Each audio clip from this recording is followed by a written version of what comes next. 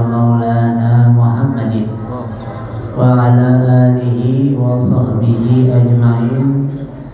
سبحانك لا علم لنا إلا ما علمتنا إنك أنت العليم الحكيم. رب اشرح لي صدري ويسر لي أمري واحلل عقدة من لساني يفقهوا قولي بجاه النبي وصحبه وآله. أما بعد. Yang sama kita muliakan dan kita hormati segenap DKM Musalla At-Taubah, ketua daripada Musalla At-Taubah Bapak Haji Sa'ubi. Sekarang udah ganti siapa? Hasan Basri. Ustaz Hasan Basri, orang yang ada. Kita doakan ketua kita ini panjang umur, sehat afiat, dijauhkan dari segala penyakit zahiran wa batinan. Amin amin ya rabbal alamin. Ustaz Abdul Qahar dan segenap para asatizah yang lainnya, mohon maaf juga para sesepuh yang lainnya yang kita doakan sesepuh kita ini panjang umur, sehat afiat, dijauhkan dari segala penyakit zahiran wa batinan. Amin amin ya rabbal alamin. Hadirin jamaah Musalla At-Taubah yang dimuliakan oleh Allah Subhanahu wa taala. Alhamdulillah, kita bersyukur pada Allah Subhanahu wa taala pada malam hari ini kita rutin istiqomah. Setiap malam Jumatnya kita zikir, baca yasin, baca tahlil. Terus doa wahabah yang kita hadiahkan bacaan kita semuanya untuk para almarhumin, orang-orang yang sudah mendahului kita, yang nantinya kita pun akan menyusul mereka. Dan harapan kita orang-orang setelah kita pun sama seperti kita yang mendoakan orang-orang yang sebelumnya, artinya mendoakan kita juga. Mudah-mudahan harapan itu senantiasa terus berkelanjutan sampai hari kiamat. Amin amin ya rabbal alamin. Salawat beserta salam kita aturkan kepada junjungan kita Nabi besar Muhammad sallallahu alaihi wasallam yang telah menuntun kita umatnya minal zulumati ilan nur, minal akhlaqil fasidah ilal akhlaqil karimah. Hadirin hadirat yang dimuliakan oleh Allah Subhanahu wa taala. Sebelumnya saya mohon maaf ini, biasanya kita baca maulid dulu mungkin karena bulan Rabiul Awal jadi ramai acara maulid di mana-mana. Ini Ustaz Nandanya kayaknya ada acara lain. Kebetulan saya juga baru banget sampai ini hari siang dari Jember, baru sampai tadi ke Pamulang dulu, sampai di rumah jam 4:30. Udah lumayan, udah hampir 1 bulan nggak ada di rumah. Sekarang ada di rumah, masih ada sisa 5 hari di Jakarta menemani saya punya guru, yaitu Syekh Muhammad bin Ali bin Hilal Al-Hudali. Saya punya guru datang, kita nemenin, masih 5 hari lagi di Jakarta. Untungnya di Jakarta jadi bisa pulang. Alhamdulillah, yang harusnya ini pengajian dari bulan lalu jadi tertunda sampai bulan ini. Mudah-mudahan yang terlewatkan tetap diganjar pahala oleh Allah Subhanahu wa taala. Amin amin ya rabbal alamin. Seperti biasanya kita setelah zikir, baca yasin dan lain sebagainya, kita melanjutkan dengan membaca kitab Nasaihud Diniyah wal Wasaya Imaniyah karangan Al-Imam Al-Humam Qutbid Da'wah Qutbul Irsyad wal Ibad Al-Habib Abdullah bin Ali Al-Haddad. Kita masih masuk dari bagian kitabus shalah ila anqala wa minas sunnati, masuk tentang sholat sunnah. Imam Haddad mau bahas sholat sunnah kemarin, beberapa saat yang lalu kita bahas sholat sunnah witir.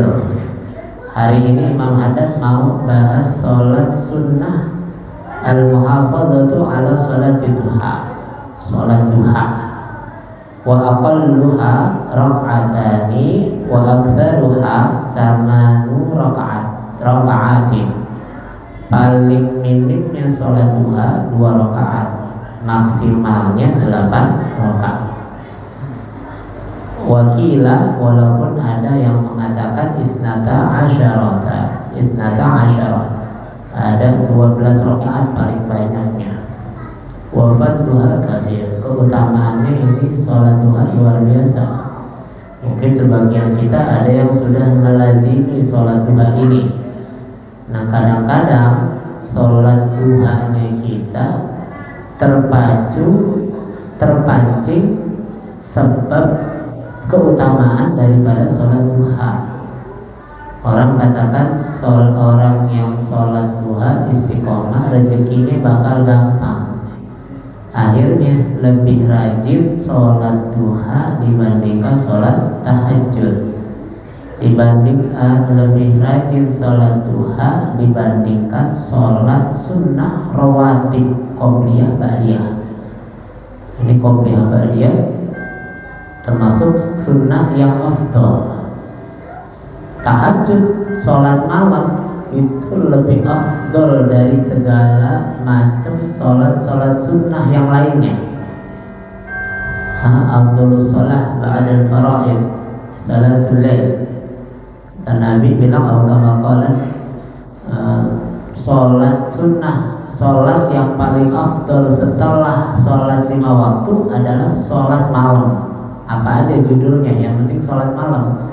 Mau itu judulnya tahajud, mau itu hajat, istikharah, taubah, witir, walhasil sholat malam, termasuk sholat tahajud. Tapi orang kadang-kadang lebih condong dan cenderung melaksanakan daripada sholat duha, lebih cenderung melakukan sholat duha karena pancingannya kaya.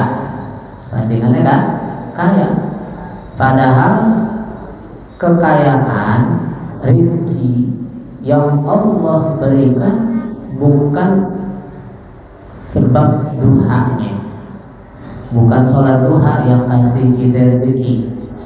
Atau ada namanya surah Al-Waqi'ah yang Nabi katakan orang yang qara'a surat Al-Waqi'ah ba'da kulli asrin lam tusibhu faqatan. Orang yang baca lazim istiqomah surat Waqi'ah setiap habis asar, itu orang gak akan tertimpa fakir, miskin, kesulitan. Begitu. Artinya tetap bukan berarti Waqi'ah yang bikin kaya, bukan berarti duha yang bikin kita kaya. Yang bikin kita kaya adalah Allah Subhanahu wa ta'ala. Ar-Razik, Ar-Razzaq huwa Allah. Yang maha memberi rezeki adalah Allah. Makanya ada tuh tulisan-tulisan di mobil-mobil, di truk-truk orang Arab. Kalau di sini kan truknya ada tulisan rindu ibu, rindu kampung halaman, tergambar perempuan, gambar ini. Kalau truk-truk di Arab Saudi, di Mekah atau di Madinah, truk-truknya tulisannya Arab, selawat kepada Nabi, puji-pujian. Ada satu tulisan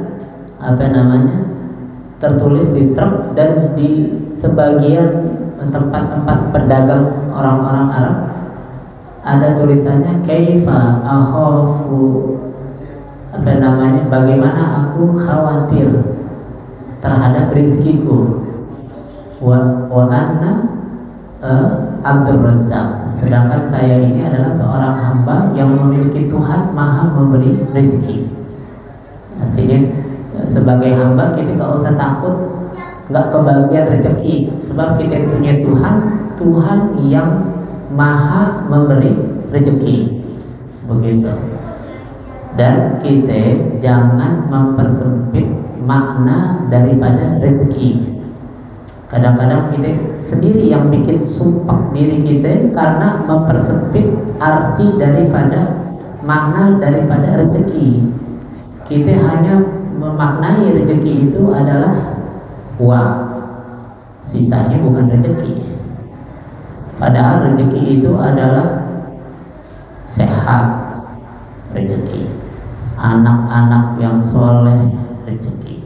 Anak-anak yang cerdas, rezeki. teman yang baik, rezeki. Terus duduk di dalam pengajian semacam ini adalah rezeki.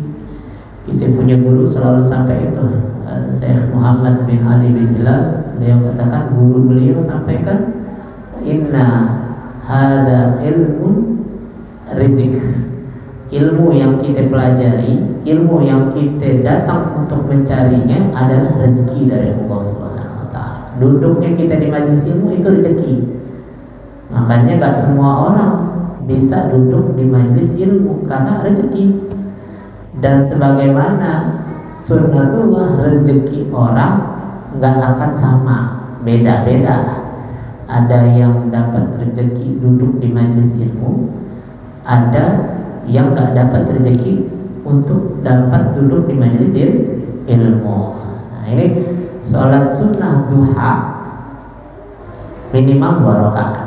Mungkin sebagian besar kita sudah melaksanakannya, tinggal kita istiqomahkan terus sampai kita dipanggil oleh Allah Subhanahu wa Ta'ala. Nah, Imam Haddad sendiri, Abi Abdullah Haddad, beliau sholat duhanya, sholat di waktu duha. Beliau itu dari masih kecil udah nggak melihat matanya karena kena cacar api.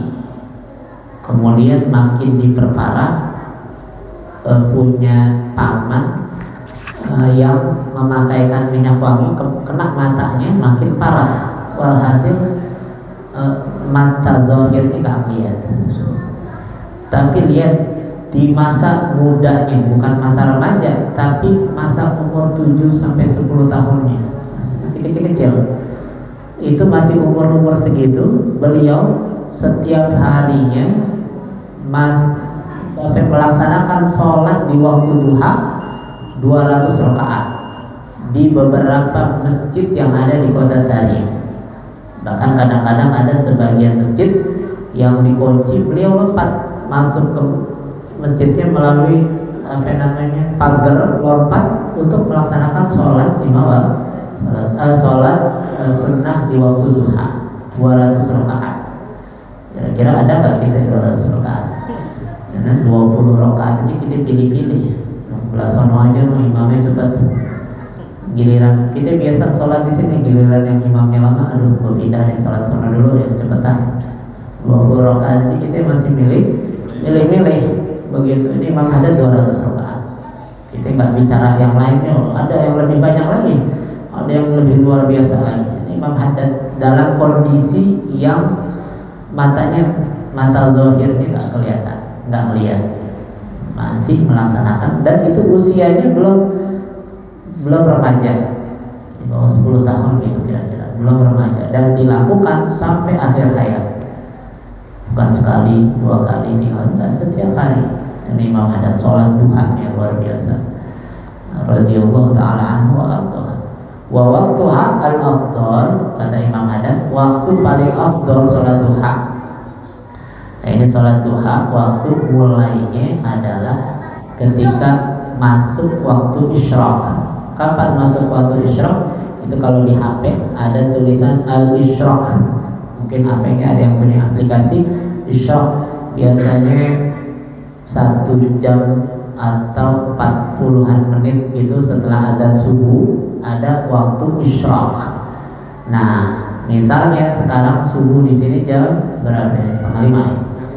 4:30. Kurang lebih isyraqnya jam 6 kurang. Jam 6 kurang 15, atau anggap jam 6 kurang 15. Kita anggap isyraq jam 6 kurang 15 dari waktu isyraq. Tambahin 16 menit. Tambahin 16 menit, maka itu udah masuk waktu sholat isyraq sekaligus sholat duha.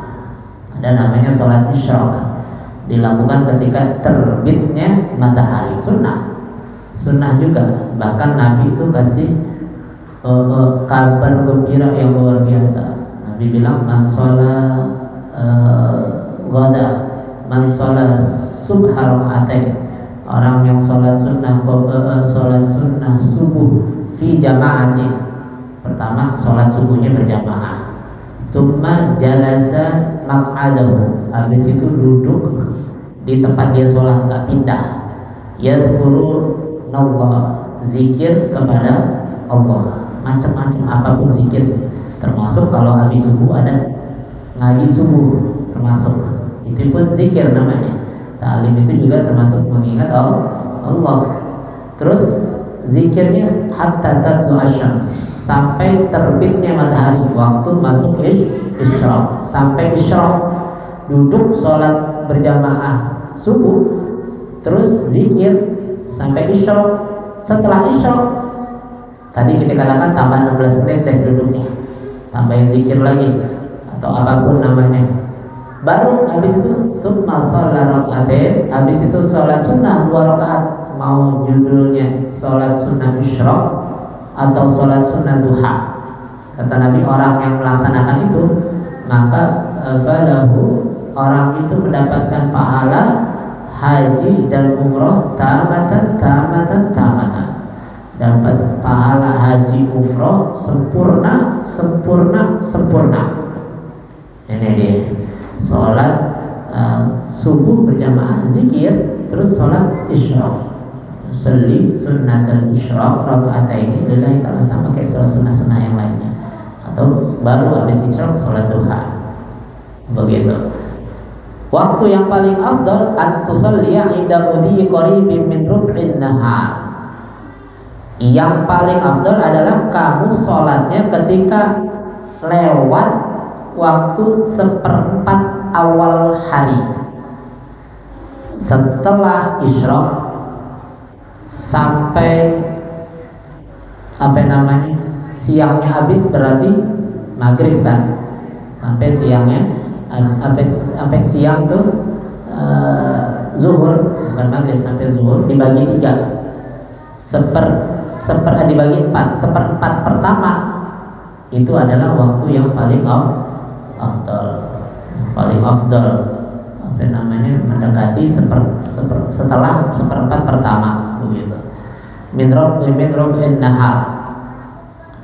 Qala alaihi salatu wassalam, Nabi SAW bersabda, yusbihu ala kulli sulama, setiap orang itu memiliki sendi-sendi, ada sendi-sendinya. Itu ulama meneliti sendi-sendi orang itu ada 360 sendi. Ini sendi nih, yang sambungan-sambungan ini kan sendi namanya nih dalam kedokteran. Terus min ahadikum shadaqah yusbihu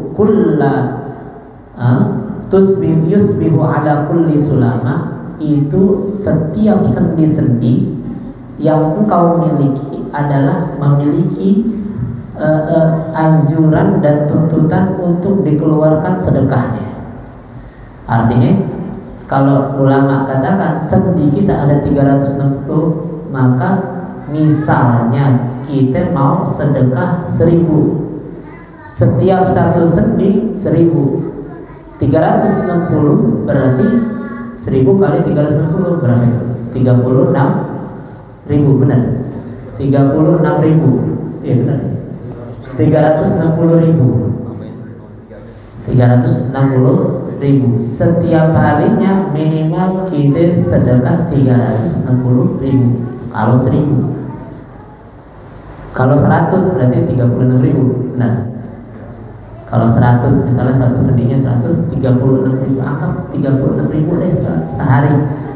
Kalau masih kebanyakan berarti 50 perak satu sendinya kita sedekahin. Artinya setiap harinya tuh kita ada tuntutan sunnah untuk mengeluarkan sedekah, untuk mengeluarkan sedekah, begitu. Wah, berat apa enggak? Berat, nggak semuanya orang bisa sedekah.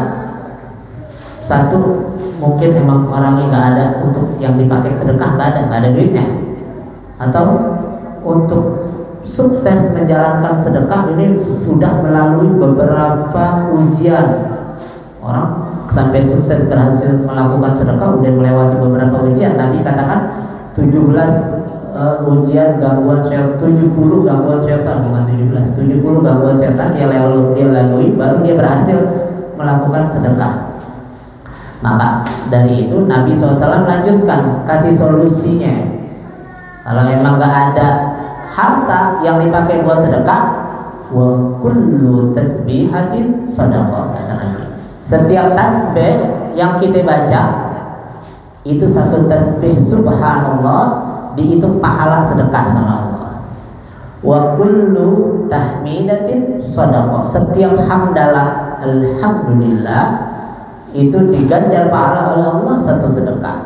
Wa kullu tahlilatin shadaqah, tahlil la ilaha illallah pahala sedekah. Wa kullu takbiratin, takbir begitu juga dapat pahala sedekah. Wa amrun bil ma'ruf, sedekah. Ngajak orang baik, ngajak orang ke hal-hal yang baik itu juga dapat pahala sedekah. Ini terlepas dari pahala-pahala yang lainnya yang mendampingi. Begitu. Wa nahyu 'anil munkar, mencegah orang melakukan kemungkaran juga ada pahala sedekah. Wa yudzi min dzalika, dan tahu nggak itu yang 360 sendi yang harus kita keluarkan sedekahnya bisa kita tutup, bisa kita tambal, kita ganti dengan rakaatani yarka'uhuma minad duha, 2 rakaat duha yang dia lakukan setiap pagi. Jadi kalau kita nggak sanggup keluarin bersedekah, 2 rakaat duha itu cukup untuk menambal daripada sedekah sendi-sendi kita, menambal daripada sendi-sendi kita. Tujuannya apa ya sedekah buat sendi? Kadang-kadang ada aja kan yang kritis, tanya mau ngapain sendi-sendi disedekahin.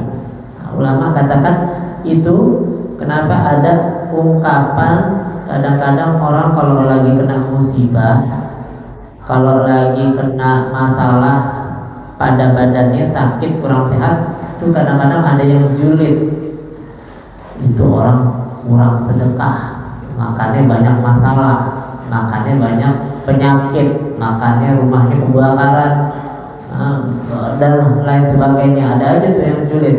Nah itu sesuai dengan sabda Nabi dan penjelasan dari para ulama. Setiap sendi yang disedekahkan itu adalah sebagai penopang kesehatan badan dan penolak daripada penyakit-penyakit yang menyerang badannya. Makanya selaras dengan hadis Nabi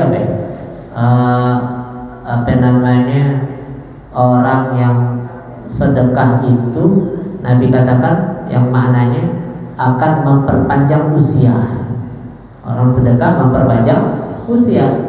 Begitu selaras dengan hadis Nabi yang disebutkan oleh Imam Haddad.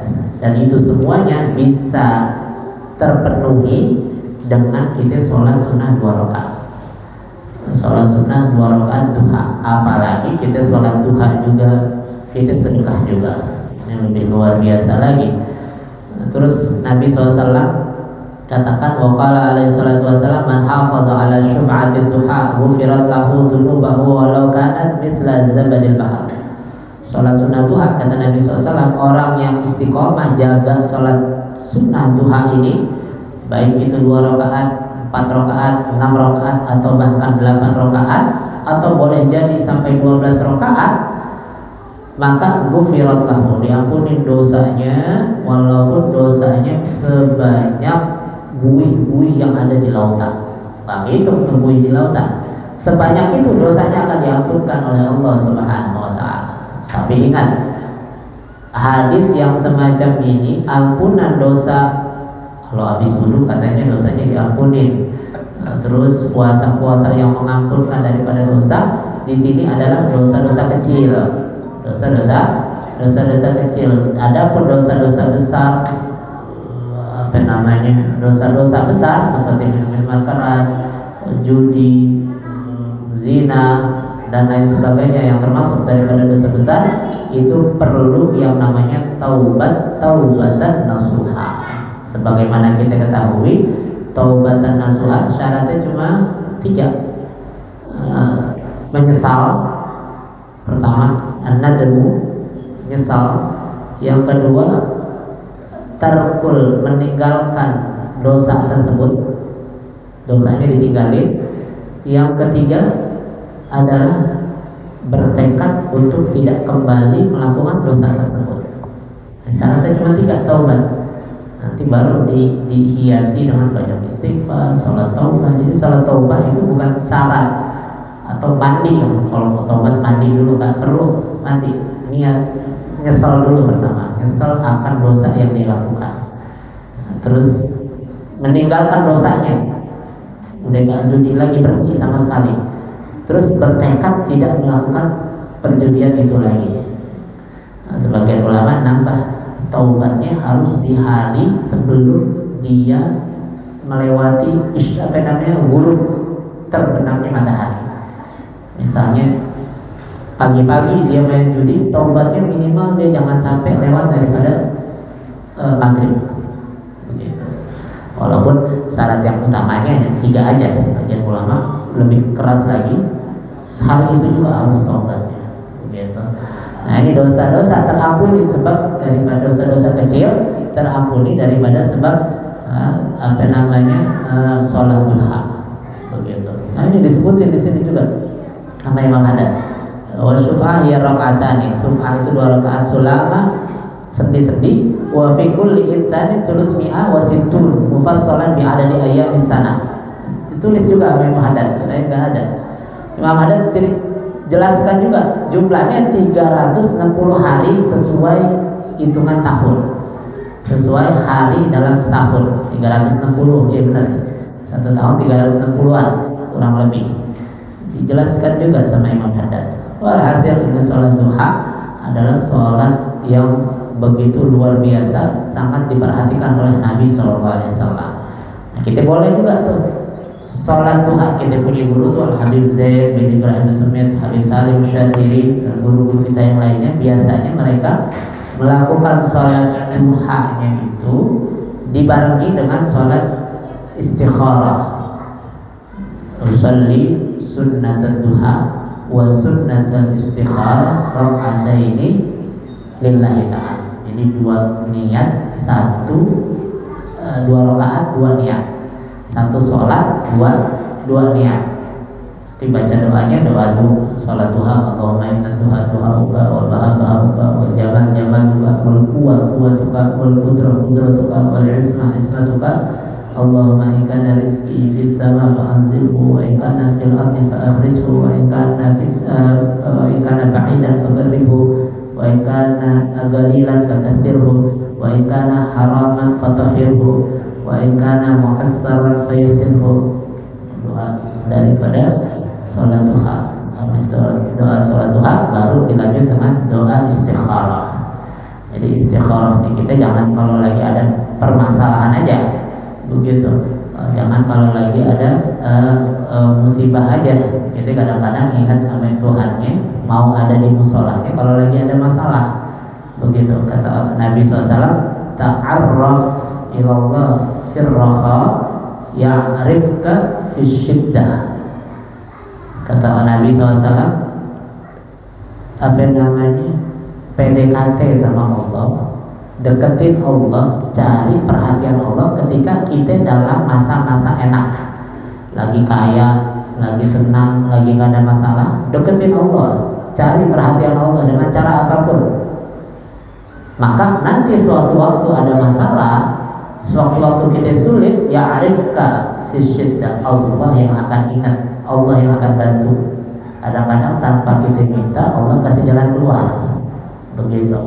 Ada namanya cara yang diajarkan oleh baginda Nabi besar Muhammad Sallallahu Alaihi Wasallam. Mudah-mudahan Allah kasih kita taufik, Allah kasih kita hidayah, Allah kasih kita inayah untuk senantiasa menjaga sunnah-sunnah yang disunahkan oleh Nabi Sallallahu Alaihi Wasallam, khususnya sholat sunnah duha dan sunnah-sunnah yang lainnya, sehingga makin hari makin bertambah hari yang kita lalui dan makin bertambah usia kita, semakin kita mirip dan dekat untuk meniru apa yang dilakukan oleh Nabi besar Muhammad Sallallahu Alaihi Wasallam. Dan akhirnya Allah beri usia kita dalam keadaan sehat afiat dalam keadaan bagus, dalam keadaan taat pada Allah, taat pada Rasul, dan Allah tidak cabut nyawa kita melainkan dalam keadaan husnul khatimah, dalam keadaan husnul khatimah, dalam keadaan husnul khatimah. Ala hadhihi niyyah wa ala kulli niyyah salihah wa ila hadratin nabi al-fatihah.